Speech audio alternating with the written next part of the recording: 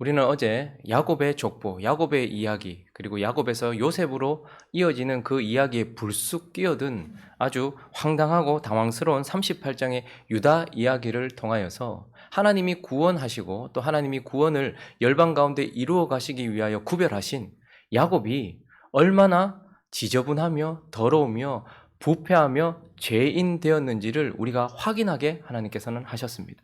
그래서 이 야곱, 유다를 통하여서 하나님이 구별하셨지만 야곱 또한 세상보다 나을 것이 전혀 없고 이스마엘보다, 육적인 이스마엘보다 나을 것이 전혀 없으며 약속이 없는 에돔보다 나을 것이 전혀 없는 존재다라는 우리 자신을 확인시키시는 그런 작업 속에서 우리는 38장의 유다를 통해서 야곱의 진면목과 그런 야곱과 같은 우리의 모습을 보았습니다. 이제 그 이야기가 다시 이어지면서 우리는 이 야곱이 구원의 이야기를 계속해서 써내려가고 그리고 이 야곱을 통하여 열방이 구원받는 이야기를 계속해서 써내려가게 만들어주는 그 아들 요셉의 모습에 이제 집중하면서 그 요셉을 통하여서 우리의 구원의 이야기와 우리를 통해 열방을 구원하시는 하나님의 이야기가 계속해서 써내려갈 수 있도록 하시는 그 아들 예수 그리스도에게 집중하려고 합니다.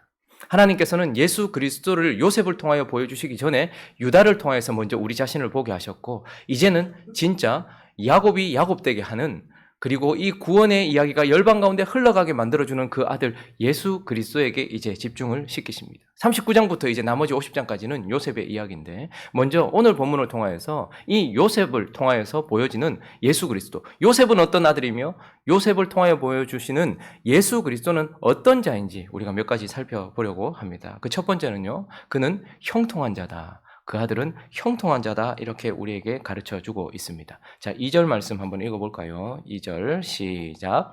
여호와께서 요셉과 함께 하심으로 그가 형통한 자가 되어 그의 주인 애굽 사람의 집에 있으니 한마디로 그 아들을 형통한 자다 이렇게 표현하고 있습니다. 형통이 무엇입니까? 우리는 이 형통이라는 단어가 너무 퇴색되어지고 왜곡되어진 세상 속에 살다 보니까 형통이 많은 것을 가진 상태, 높은 곳에 있는 상태를 형통이라고 생각하는 경우가 많습니다. 그러나 하나님은 딱 한 가지를 말씀하십니다.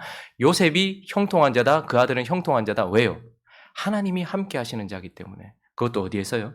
그의 주인 애굽 사람의 집. 그러니까 지금 애굽 세상 한복판에서 하나님이 함께하고 계시는 자 그를 형통이라고 하는 것입니다. 하나님과 연결되어 있는 자 그것을 형통이라고 하는 것입니다. 이 애굽이라는 죽음과 같고 더러움과 같은 곳에서 오직 하나님과 연결되어 있는 한 존재 그가 바로 그 아들이다라고 말씀하시고 또 형통이란 3절 읽어보겠습니다. 시작. 그의 주인이 여호와께서 그와 함께 하심을 보며 또 여호와께서 그의 범사에 형통하게 하심을 보았더라. 잘 읽어야 되죠. 요셉을 보면서 혹은 요셉이 하는 범사, 요셉의 범사를 보면서가 아니라 그가 보았던 것은 무엇입니까? 결국 그 요셉과 함께 하시는 여호와를 보았던 것입니다. 그리고 요셉의 범사를 형통하게 하시는 여호와를 보았던 것입니다. 그러니 형통이란 결국 무엇입니까? 세상 가운데서 하나님과 연결되어 하나님이 함께 하시는 자, 그래서 하나님이 함께 하심을 세상 사람들이 보는 나를 통하여 그를 통하여 하나님이 보여지는 자 그가 형통이다라고 말하고 있는 것이죠. 요셉은 형통한 자이고 예수 그리스도는 형통하신 분이다라고 말씀하는 것입니다. 그리고 두 번째, 첫 번째는 하나님과 연결되어 있어요. 자, 두 번째, 그는 어떤 자인가? 거룩한 자다 이렇게 또 우리에게 말씀해 주고 있습니다. 자, 7절 말씀 한번 읽어보겠습니다. 7절 시작. 그 후에 그의 주인의 아내가 요셉에게 눈짓하다가 동침하기를 정하니. 자, 그 후에라고 하는 것은 이제 아마 17세에 팔려갔던 요셉이 이제 한 20대 정도를 넘기고 있는 상황입니다. 그러니까 그 후라는 것은 이제 그가 또 이 가정의 총무, 이 집에서 가장 높은 자리에 앉았죠. 안정되었단 말이죠. 안정되었어요. 어느 정도 안정이 되었어요. 그리고 이 7절 시험이 있기 전 요셉의 용모에 대해서 빼어나고 아름다웠더라. 그러니까 지금 요셉이 시험을 받고 있는 것을 보는데 이 시험이 어느 때에 옵니까? 무엇 때문에 옵니까? 이 시험은 그의 약점 때문에 오는 것이 아니라 장점 때문에 오는 것입니다. 그의 강함 때문에 오는 것이죠. 그의 나음 때문에 오는 것입니다. 그러니 그가 용모가 빼어나고 아름다웠던 하나님께서 주신 장점 때문에 이 시험이 오게 되고 그리고 이 시험은 힘들고 어려울 때 온 것이 아니라 어느 정도 안정을 찾았을 때에 시험이 오게 되는데 이 시험은 아주 강력한 시험입니다. 왜냐하면 요셉에게 있어서 가장 약한 부분들을 건드리고 있기 때문에 그렇습니다. 요셉은 아버지 집에서 사랑을 받던 청소년이었어요. 그런데 그가 타국에 그것도 종으로 팔려오고 얼마나 외로웠겠습니까? 그런 외로운 자에게 여인, 특별히 보디발의 아내, 아마 고위 간직에 있었던 아내이니까 용모도 빼어났을 것입니다. 그러니 외로운 그에게 안성맞춤의 시험, 그리고 그는 또 지금 20대 초중반이에요. 한창 때란 말입니다. 가장 왕성할 때란 말이죠. 그런데 그런 왕성한 청년에게 오는 그런 시험, 그리고 그 시험이 10절에 보니까 한번 볼까요? 10절 말씀 첫째 줄 읽어보겠습니다. 시작. 여인이 날마다 요셉에게, 여러분, 아름다운 여자가 날마다 자기에게 동침을 청하는 이 시험, 그러니까 이 시험은 아주 강력한 시험이고 요셉에게는 가장 안성맞춤의 시험입니다. 사람마다 다 시험이 달라요. 그러나 한 가지 확실한 것은 보통 시험은 나의 장점을 통하여 들어오고 내가 안정되었을 때에 하나님의 은혜가 충만할 때 오는 것이죠. 그 속에서 날마다 요셉에게 동침하자고 청하고 있는 이 시험, 이것은 요셉에게 딱 안성맞춤의 시험입니다. 모세에게 이런 시험이 오지 않았습니다. 모세가 80세가 넘었는데 여인이 동침하자고 하자, 이런 일들은 없어요.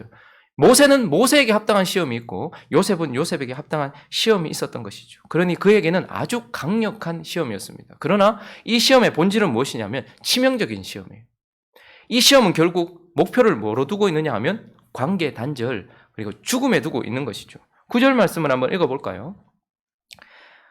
9절 말씀이 있습니다. 시작. 이 집에는 나보다 큰 이가 없으며 주인이 아무것도 내게 금하지 아니하였어도 금한 것은 당신뿐이니 당신은 그의 아내입니다. 자, 여기까지 먼저.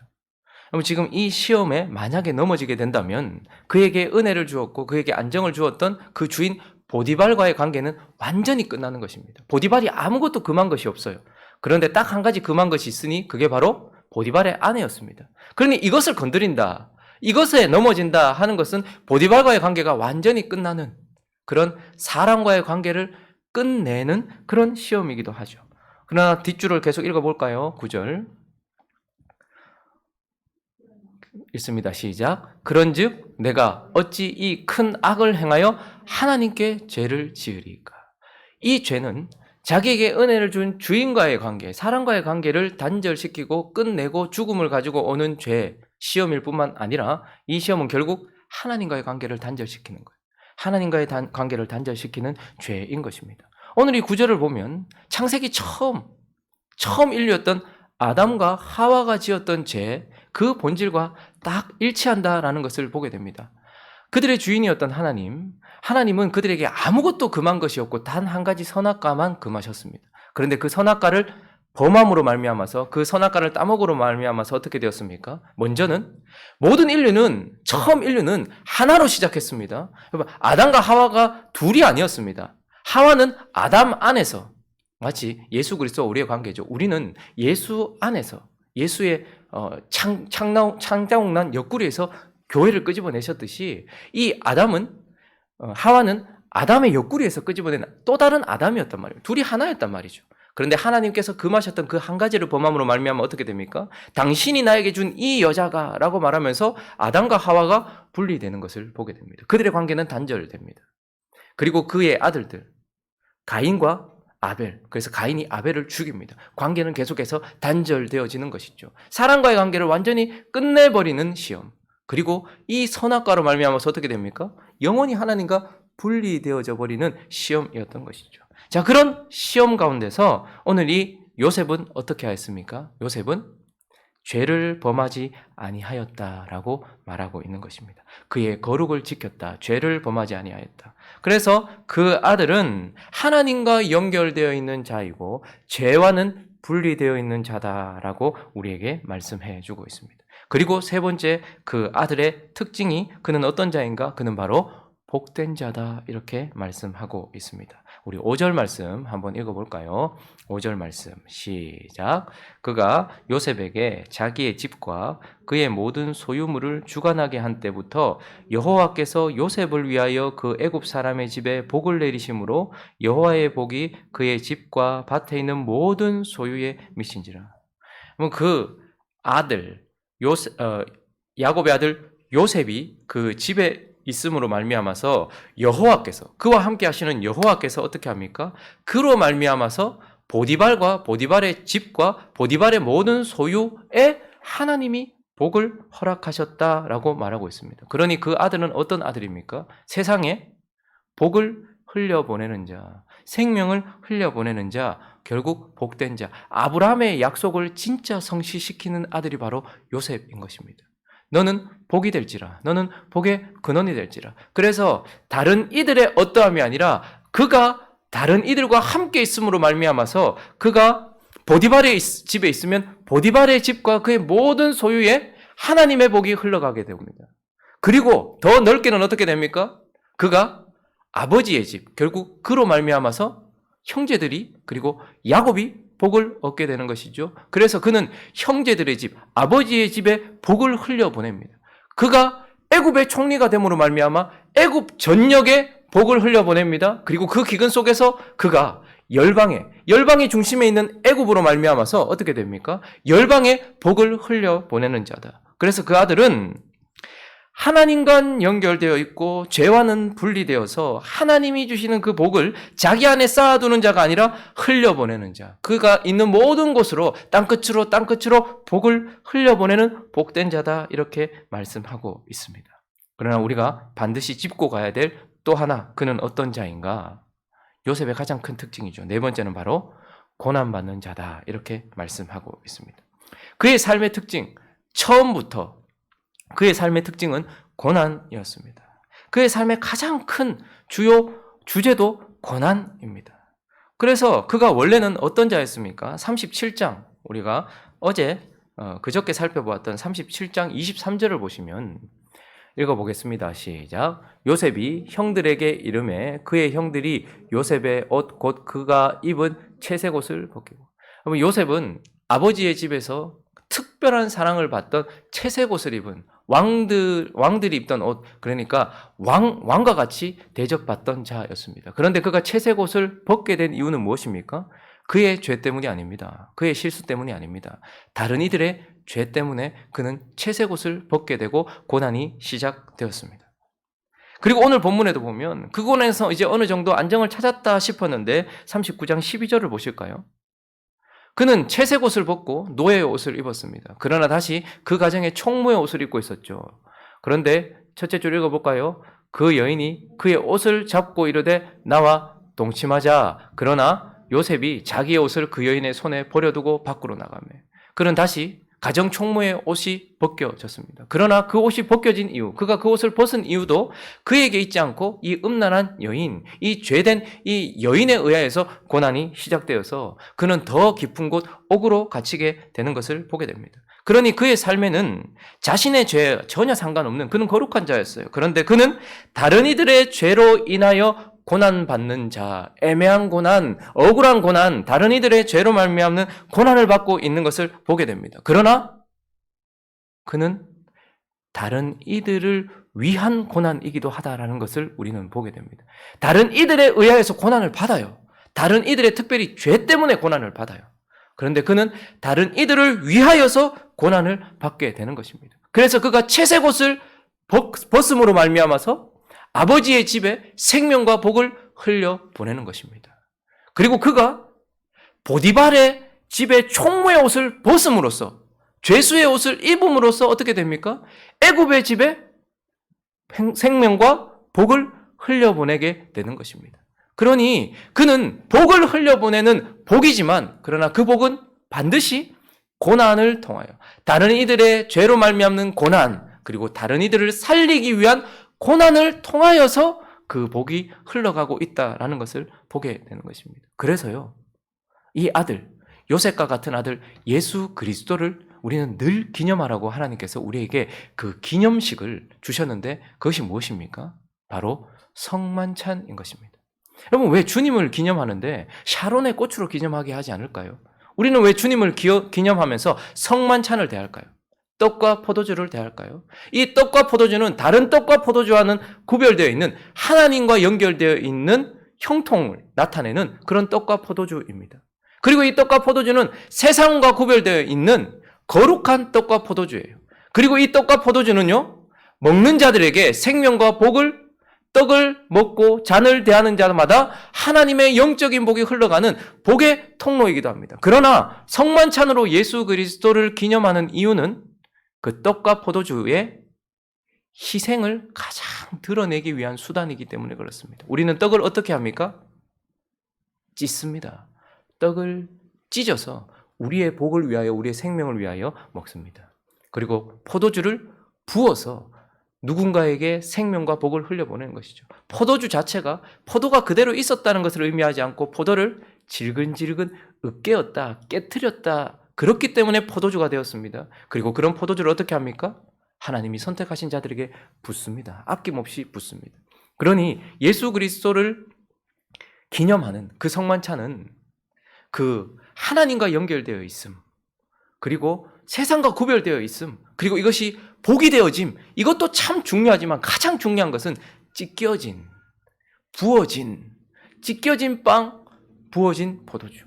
그래서 예수 그리스도는 우리를 위하여 찢겨진 빵이 되시고 우리를 위하여 부어진 포도주가 되셨다라고 우리에게 말씀하고 있는 것입니다. 오늘 이 요셉의 모습을 통하여서 우리는 유다의 모습을 통하여서 우리의 모습을 보았다면 이제 남아있는 부분을 통하여서 우리는 우리를 위하여서 형통하신 자이지만 거룩하신 자이지만 하나님이 함께 하시는 자이지만 죄와 상관없는 자이지만 우리에게 복을 흘려보내기 위하여서 찢겨진 빵이 되시고 부어지는 포도주가 되시는 그 아들 예수 그리스도를 보게 되는 것입니다. 말씀을 정리하겠습니다.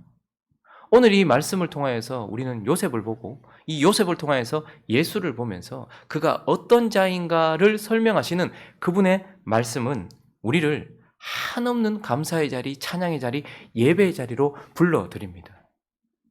그가 거룩하시고 정결하신 그가, 죄 없으신 그가, 하나님이신 그가 유다와 같이, 야곱과 같이 그 부패한 우리를 위하여, 우리에게 복 주시고 생명 주시기 위하여 찢기셨다, 고난받으셨다라는 것은 우리를 한없는 예배의 자리로 부르고 있는 것이죠. 그러나 한 가지, 이 말씀을 마무리하면서 이 말씀은 또한 우리를 사명의 자리로 보낸다는 것을 기억하셔야 합니다. 이제 찢겨진 빵이 되시고 부어진 포도주가 되신 그 아들 때문에 우리 또한 어떻게 되었습니까? 저와 여러분이 형통한 자가 되어진 줄로 믿습니다. 저와 여러분이 하나님과, 세상 속에서 하나님과 연결되어진, 하나님이 함께하는 자, 그래서 우리를 보면 하나님이 보여지는 자가 된 줄로 믿습니다. 그러면 동시에 이제 그분은 우리를 구원하기 위하여서 그 아들이 찢겨지시고 부어지신 것처럼 이제 열방을 구원하기 위하여서 형통한 자 된 우리를 어떻게 하십니까? 열방을 위하여 찢겨진 빵이 되게 하시고 부어진 포도주가 되게 하신다는 말입니다. 열방을 복주기 위하여, 열방의 생명을 주기 위하여서 우리를 그렇게 하신다는 거죠. 그래서 우리는 거룩의 자리로 부름을 받고 있는 것입니다. 우리의 사명이 무엇일까요? 우리의 가장 큰 사명은 바로 거룩인 것입니다. 그가 들어서서 그가 찢을 수 있는 상태가 되는 거룩입니다. 그리고 또 하나는요, 고난 가운데서 생명을 위하여, 그리고 열방의 복을 위하여 찢겨지는 고난, 이것 자체가 우리에게는 사명인 것입니다. 그러므로 우리는 찢겨진 방, 부어진 포도주가 되신 예수 그리스도처럼 열방에서 성만찬을 베풀고 계시는, 지금도 열방 가운데 성만찬을 베풀고 계시는, 우리 가운데 성만찬을 베풀어 주셨던 그분이 이제 열방 가운데서 성만찬의 상을 펴시고 우리를 찢으셔서 열방의 입에 넣어주고 계시는 거예요. 열방의 입에 부어주고 계시는 것입니다. 그러므로 우리는 그와 똑같은 삶을 살아야 되는 사명의 자리로 부르심 받았다라는 것을 기억해야 하는 것입니다. 여러분, 지금 우리가 열방에 펼쳐놓은 그 성만찬의 자리에서 거룩한, 그리고 찢겨지는 빵이 되어 있습니까? 교회의 모습을, 그리고 우리의 모습을 한번 보십시오. 이 한국이라는, 멀리 갈 것도 없이 이 한국이라는 이 애굽에서 하나님께서 애굽이라는 곳에서 요셉을 사용하셔서 애굽을 살리셨던 것처럼 이제 한국이라는 곳에서 저와 여러분을 사용하셔서 구원을 흘려보내려고 하시는데 우리는 지금 어떻게 하고 있습니까? 고난 앞에 요셉처럼, 죄 앞에 요셉처럼, 하나님 앞에 요셉처럼 살아가고 있습니까? 우리 자신을 살펴보면서 지금도 열방을 살리기 위하여, 우리를 살리기 위하여 자신을 찢으시고 자신을 부으신 예수 그리스도로 말미암아 형통하게 되었다는 것을 기억하면서 그분을 예배하고, 그리고 그분처럼 이제 우리도 열방의 상을 펴놓고 하나님께서 우리를 찢으시고 우리를 부으셔서 열방의 생명을 흘려보낸다는 이 사명의 자리에 있다는 것을 기억하면서 대한민국을 위해서가 아니라 하나님의 나라를 위해서, 다른 것들을 위해서가 아니라 예수 그리스도를 위하여서 사명의 자리에서 사명을 잘 감당하는 거룩한 그리고 찢겨진 떡과 포도주가 되는 저와 여러분 되시기를 예수 그리스도 이름으로 축원합니다. 같이 한번 기도하겠습니다. 이제 우리는 야곱이라고 37장에 쓰고 요셉이라고 읽고 있습니다.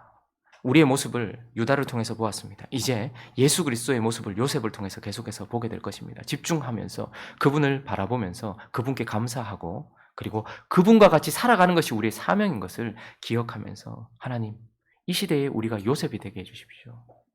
이 시대에 우리가 작은 예수가 되게 해 주십시오. 우리 자신을 볼 수 있게 해 주십시오. 먼저 예수를 보고 예수와 같은 삶을 살아가기 위하여 애쓰는 우리가 될 수 있게 해달라고, 또 각자의 기도 제목들을 가지고 또 한 주를 잘 마무리할 수 있게 해달라고, 또 각자의 기도 제목들을 가지고 함께 기도합니다. 기도하겠습니다.